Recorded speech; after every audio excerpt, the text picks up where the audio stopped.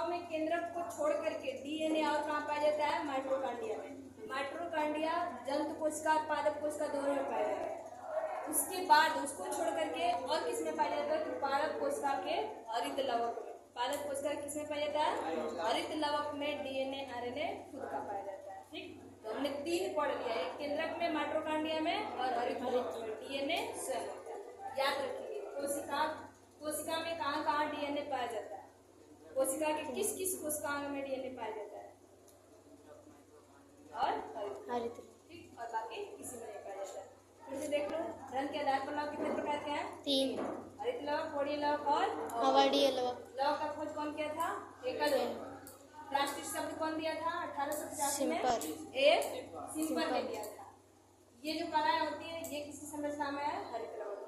ये जो कला है इसको हम इकाई कला कह सकते हैं। एक कला ये झिल्ली की बनी होती है और दोहरी झिल्ली युक्त होती है। कैसी होती है? दोहरी झिल्ली, जिनको हम इकाई कला कहते हैं। इसका जो तरल भाग होता है वो क्या कहलाता है? स्ट्रोमा कहलाता है।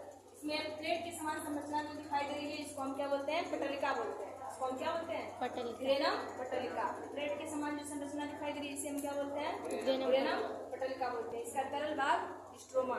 इसका तरल भाग क्या कहलाता है? स्ट्रोमा कहलाता है। एक प्लेट जैसी संरचना को हम पीठ का पटलिका बोलते हैं।